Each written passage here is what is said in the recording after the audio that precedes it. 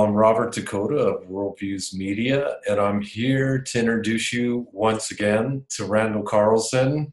Good evening, Randall. Thanks for joining us. Nice to see you again, Robert. Thanks for having me. Yeah. Thanks for putting up with me again. No problem. I'll put up with you anytime. In fact, I'm looking forward to putting up with you for 4 days in October, the 22nd to the 25th, where we've got a really interesting trip planned with you. And maybe you can share with everyone a little bit more about that trip. Well, as I think we've discussed it, we're going to be heading out of Sedona, heading north, and we're going to try to take in a series of geological sites of interest and archaeological sites. So there we see it: Moki, Dugway, Goose, Valley of the Gods, Rock Art Ranch, Meteor Crater, Wupatki. Great stuff there. Little Colorado Gorge. The only thing on there that I'm not familiar with is you're going to have to kind of take over for the Montezuma's well. Yeah, the Montezuma's well and Montezuma's castle is close by here. It's here in the Verde Valley. And Montezuma's well is like a cenote out of Mexico. Really? You know, yeah, and there's something like I don't remember. I think it's like 500,000 gallons per day is coming up from an underground aquifer. Aquifer, thank you. Okay. Yeah. Interesting, like a cenote. See, now we don't have time to get into that for this short video, but the story behind those cenotes is extremely interesting. So we'll have to dive into that. But yeah, we've got one of the places I can see where your screen, your backdrop is Monument Valley, and I don't think we're going to be able to get into Monument Valley, but we're going to get by Monument Valley. So we'd actually be seeing probably the view you've got right there. Yeah. And then we're going to be headed up, making several stops. We'll do the Little Colorado Gorge. We'll do Wupatki. And we'll do the Moki Dugway. We'll do Goose next, which is behind me. This is the San Juan River here, which is very interesting, this whole phenomena that we're going to be looking at out there, because one of the things geologically we're going to be focused on is the tremendous amount of erosion that has sculpted this landscape and exposed eons of time. So you've got, on the one hand, you've got the story of the Earth going back hundreds of millions of years that's exposed as a result of this erosion. But then you've got the erosion itself, which is a whole nother story that is only now, I think, being deciphered. And so in the early 19th century, there was a group of geologists that were studying the geology of the Southwest. And the first thing that they realized was the extreme amount of erosion that has taken place. So they came up with a term they called the Great Denudation to describe this effect of this tremendous amount of erosion that had sculpted this landscape. And I will give a quick example. If, you know, the Grand Canyon is nearly a mile deep and it exposes rocks all the way going back down to, hundreds of millions of years old. But when you're standing on the rim of Grand Canyon, you're looking down at 4,000 or 5,000 feet of exposed sedimentary strata. What you got to realize is that before the Grand Canyon could be downcut, a mile of rock had to be removed to begin the process of cutting down the Grand Canyon. So there's the old paradigm, which has all happened one grain of sand or one drop of water at a time. But there's a new paradigm that suggests that a lot of this erosion has taken place during a series of discrete pulses of accelerated erosion. And that kind of brings us back full circle to the question that those early geologists were raising about what processes could induce such extreme erosion. I'll do a share screen here, and you'll get a sense, I think, of what I'm talking about. We'll just do this. So here we're looking at Agatha Peak, sometimes known as El Capitan, which sort of stands as a sentinel. It's the entrance to Monument Valley. So as you travel north out of Sedona, past Wupatki, past the entrance to Grand Canyon, and you get up towards Monument Valley, which flanks the Arizona-Utah border, you pass El Capitan, or Agatha Peak, which is a volcanic neck, a diatreme it's called. And in reference to this issue that I was talking about earlier, the Great Denudation that so mystified early 19th century geologists, this is a beautiful example because at one time, Robert, the surface of the land was at the top or above this peak of Agatha, which is about 1,437 feet, I think they estimate, off of the desert floor right next to it. So so the issue here is, how did the material that once encased this get removed? By what process? And how long did it take? So was it one grain of sand and one drop of water at a time, which is kind of the old, the paradigm, the orthodox view of things, or the new paradigm that seems to be emerging, which suggests that this erosion took place in a series of discrete pulses, or during which the rates of erosion were accelerated orders of magnitude above and beyond the background. So all throughout this landscape, we see this evidence of this tremendous amount of erosional work that has been imposed upon this landscape. So it raises very interesting questions. What were the forces involved? What were the rates involved? What was the ultimate source of the energy that would have been required to remove this material? And once removed, what happened to it? See, so I'm going to try something here. Let's see. Did we successfully transition? Yeah. Mm-hmm. Good. Okay, so we're looking back at Monument Valley here. My picture is a little bit dim, but again, what you can kind of see here is the same idea, is that the mesas and the buttes that you see here, the tops of them were the pre-erosional landscape surface. So you're looking at features here that are typically around 800 to 1,000 feet high. So again, from where I'm standing here, which is actually in the Valley of the Gods, looking back south towards Monument Valley, I'm standing on a floor that once would have been 1,000 feet underground. But all of this intervening material has been removed. So we travel over literally thousands of square miles, and what we see is this tremendous amount of erosion that has taken place. So this opens up some very interesting questions about processes and rates of earth change, which is something that is a key factor in all of these expeditions and these trips that I do, is understanding and trying to decipher the story that the earth has preserved in its rocks, in its strata, in its sedimentary layers, in its erosional features like we're seeing right here, which have created these extraordinary landscapes. Again, you'll see here Monument Valley, and you'll see the pinnacles, you'll see buttes, you'll see mesas.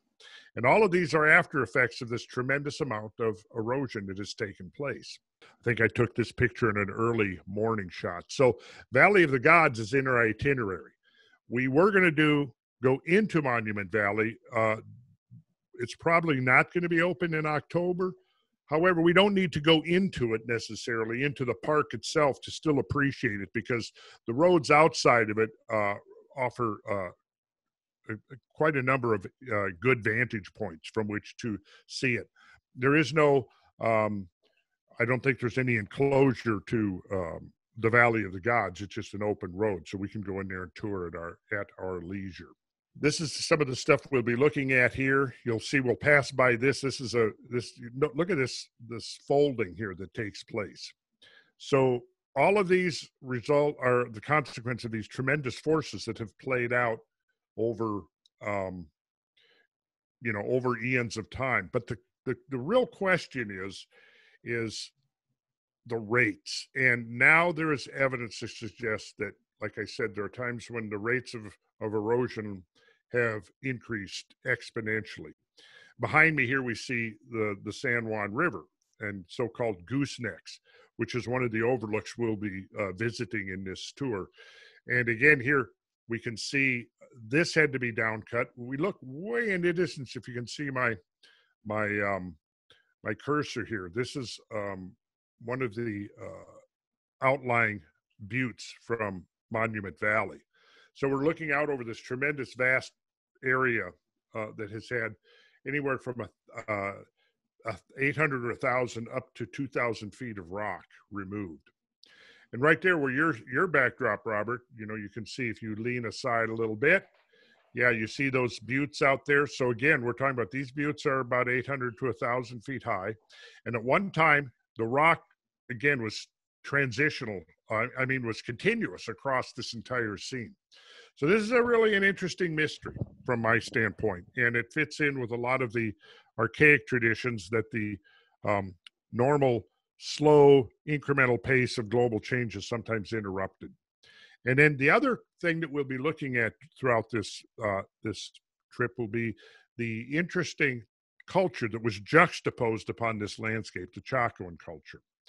And so there we'll be visiting a number of interesting sites that have very interesting archaeological and cultural history. Yeah, Wupatki. Wupatki, yes. This was one of the Chacoan outliers here, and very interesting place. Geologically, it's very interesting because it's built around a blowhole, as it's been called, which is an entrance to a vast underground labyrinthine network of caves and passages.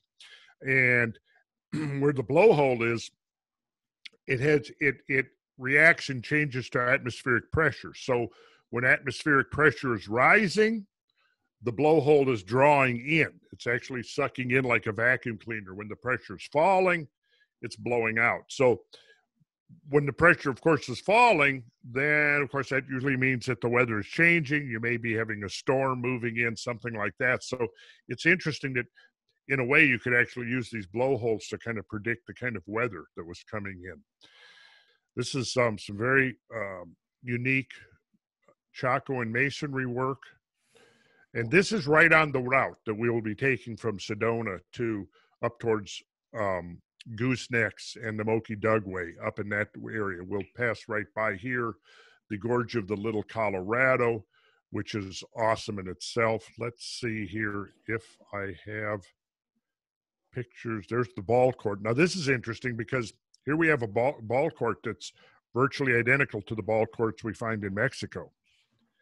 So that of course were built and used by the Mayans. So this raises to me some really interesting questions that have not been explored to the extent that they need to be explored. The connections between the Chacoan culture and the Mayan culture. Yeah. And this is the furthest north ball court, if I remember. I think correctly. you're right. This, of course, you'll recognize. Yeah. This is the Schnebly Rock. Yes, this is the Schnebly Hill Road, Schnebly Rock. So we're overlooking. Are we going to have time to do this? Are we going to be doing Schnebly Hill Road? I think we probably could. Yeah, we could. Yes, we could fit that in when we're in Sedona for sure. Yeah, if we could do the Schnebly Hill Road, that would be pretty awesome. And here again, you see this example. This is the rim of the Mogollon. This is the Mogollon rim of the Colorado Plateau. And again, what's the dominant thing you see here is erosion. All of these tremendous, beautiful pink and yellow and white sandstone rocks have all been exposed by this extraordinary amount of erosion that has taken place. Part of the so-called Great Denudation. Ah, yes. And then here's one of our stops. This is going to be the Canyon of the Little Colorado, which is a tributary to Grand Canyon. And we'll be going right by the Gorge of the Little Colorado, so we will definitely check that out. And there's plenty of stops where we can find overlooks to take a closer look. It's quite an impressive piece of erosion in itself.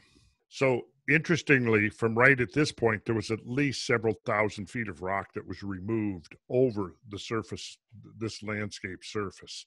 And then the down cutting began. So the erosion really didn't begin, if you if you think about it, the erosion didn't begin until the Colorado Plateau was lifted up. When the Colorado Plateau is low at sea level or close to it, it's going to be an environment of deposition, not an environment of erosion. In other words, for all the processes of erosion, there's the opposite process of deposition, because I raised the question. Material is removed, it's transported, and then it's placed somewhere else. That's the environment of deposition. So yeah, we're going to be looking at quite a number of interesting sites, and maybe you could talk a little bit about Montezuma's well, because you're going to be leading that part of it. I'm going to be kind of more of a tourist on that one, because I've not yet been to Montezuma's well. Yeah, well, Montezuma's well is one of the interesting places that it's like a cenote out in the middle of the desert. It's just in the middle of nowhere. You would never know it was there if you were walking along the desert, unless you came right up on it. And there's something like 500,000 gallons of water coming from an underground aquifer per day. And outside of the well there, outside of the cenote, they still have the hydrology system. So in other words, all of the irrigation channels that they created to water their crops from that place still exist there. So you could technically start those irrigation channels again. I can't wait to see that, because I'm very interested in how many of the archaic cultures utilized water resources. I find that extremely fascinating. Especially out here in the desert. And I have a story from Rock Art Ranch that relates similarly to Egypt. So when we go out to Rock Art Ranch, the owner, Brantley, the rancher, has this 5,000 acres there, and he's the one that's protecting the petroglyphs down there on his ranch in Chevelon Canyon. But that's just one of the stories. But the other thing is that there are these huge like potteries. They were like water storage places, and they would set those out something like every 5 or 10 miles or something, so that if you were walking along the trail, you could find these water spots. And Bouval was saying that they had that out there in near the Red Pyramids or something. There was a place further away beyond all those other places that would be very difficult to get without water, and they discovered they were burying water pots along the way. At any rate, that was just one interesting thing I thought was... Well, that does fit in with some of the things I've learned about the Chacoan culture and related to Chaco Canyon, which we won't make on this trip, but that, of course, could be a future trip. Because there's a whole series of outliers and interconnecting the various sacred centers and outliers and roadways and things. And they appeared to do this. They created caches where, or places where you could get water or food that would be typically sometimes a day's travel by foot apart, something like 15 to 20 miles, what presumably a reasonably in good shape person could cover in a day on foot. So there'll be a series of these like storage areas, if you want to call them that, or places where they could camp for the night and then proceed the next day. So that, and the same phenomenon has been found in the eastern United States as well. People perhaps making pilgrimages, people in northern Spain, I think the similar feature has been found. So it seems to have been part of this worldwide system. Yeah.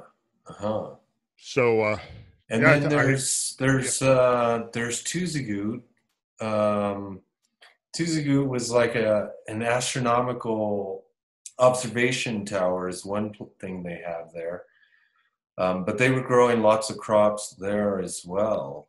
And Gary David has done the work to show that a lot of these locations out in the Southwest that were settlements by the Pueblo people, being the Hopi, Zuni, Yakima, and Yeah. ones that built, like the Chacoans.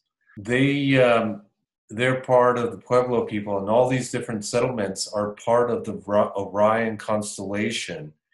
And a lot of these settlements are on the lands reflecting the heavens. So the Orion constellation, at certain points of the Orion constellation, there are settlements, Chaco Canyon being one of them, would be equal to Heliopolis if you were doing it on the Egyptian landscape. I see. Yeah. Yeah, Tuzigoot, I've not been there, but yes, I'm kind of familiar with it. I know Gary. I've met him. We did a tour of Chaco Canyon together. Oh. And maybe, what would be cool is maybe in a future trip we could get him to co-host it with us and get into some of his archaeoastronomical work.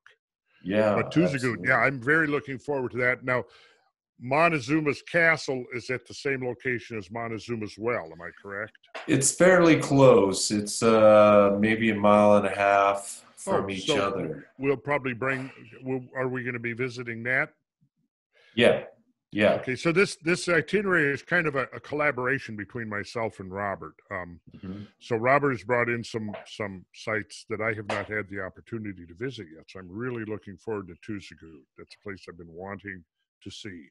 So I think it could be a really incredible 3 or 4 days. Those days are going to be some really full days. So much amazing stuff to see in your part of the country, Robert, that we couldn't exhaust it in a lifetime.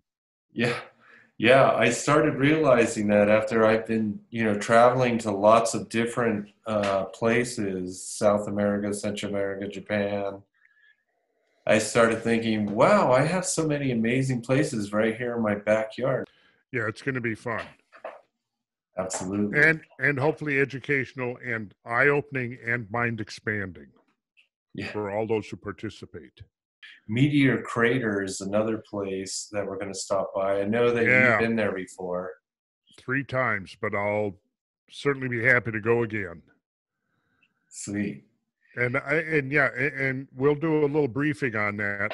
Perhaps we can do some. Are you going to organize a Zoom conference for the attendees? Yeah. We're going to put together some meetings. We'll get it on the calendar so that everyone knows the times, and then we'll go more into the background and what the itinerary and trip is going to turn out like. And perhaps because star viewing is so great, that we'll, maybe if we can squeeze in one late evening where we can actually get out and under the stars, that would be a nice bonus. Yeah, absolutely. And October is just one of the best months in the Southwest. I know.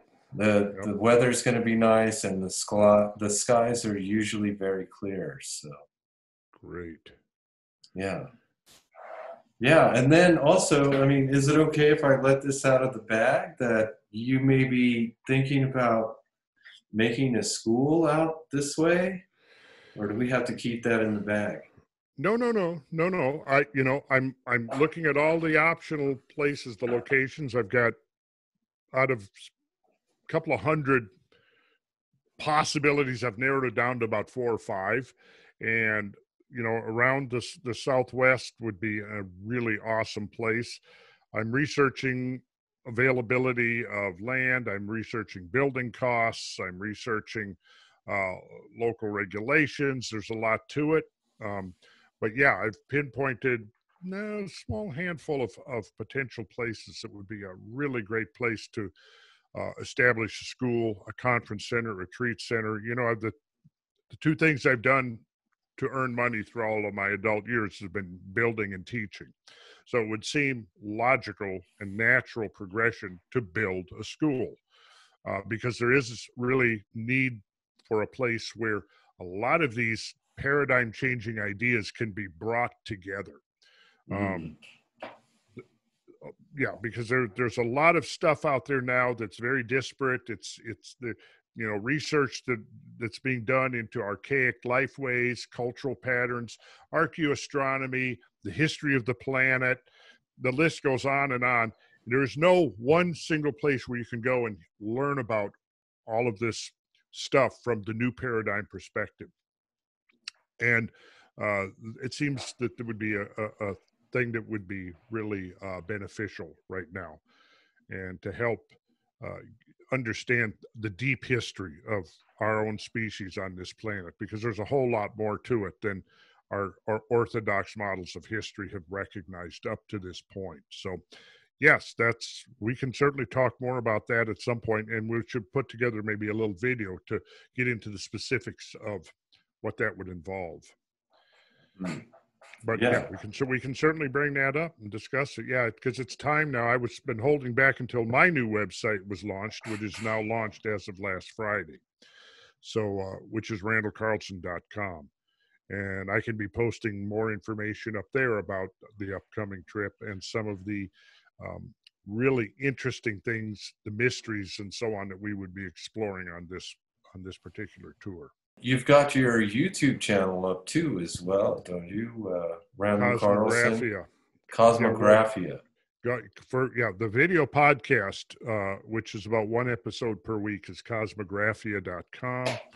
And those videos are being hosted on my new website, which is randallcarlson.com. Nice. So, that's brilliant. And that's just opened up this past Friday. That was just a couple days ago, right? This is Sunday. Yeah, Friday it went live. Nice. And I'm partnering with a new video hosting platform and marketing platform called HowTube, which could emerge as a very significant alternative to the more established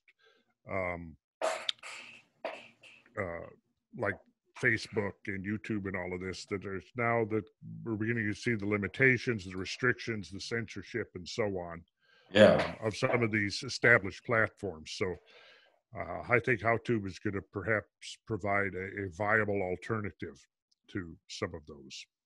Wow. Well, it's only a couple months away, or a little less than. Yeah. Probably like 7 weeks. I'm really looking forward to, you being out here in Sedona. Oh, me too. Yeah, it's going to be, I love it out there. So I am looking forward to it as well. And if we get some time, there's a place we can stop and check out because we're going to start out from Sedona and head up towards Flagstaff. Up in the canyon there in Oak Creek Canyon's pretty interesting. There's a place called Pump House, and it has these giant boulders that have washed down, through the canyon there. Well, if we're driving up Oak Creek Canyon, then we definitely should make at least a quick stop to investigate that. Yeah, for sure. Yeah. So we have this really great Southwest experience coming up with Randall Carlson, where we're going to be going to Moki, Dugway, Goosenecks, Valley of the Gods, Rock Art Ranch, Meteor Crater, Wupatki, Lomaki, and Wukoki, which are all very close to each other. Little Colorado Gorge, the Grand Canyon. We'll stop at the south entrance. And then Tuzigoot, Montezuma's Castle, and Montezuma's Well. And we'll be fitting in some other things on the side, like we'll be able to take some shots of Monument Valley from the road, even though Monument Valley's closed. So that's our trip. We're really excited to have Randall out here. And we just want to invite everyone to join us, whoever would like to come along and have a little adventure. Or a big adventure. Or a big adventure. Yeah. Okay, Randall, thank you once again. And we'll be sure to update everybody and keep everybody in tune to what's coming up. Sounds great. Okay, Randall, we'll talk to you again next time. Looking forward to it, Robert. Take care.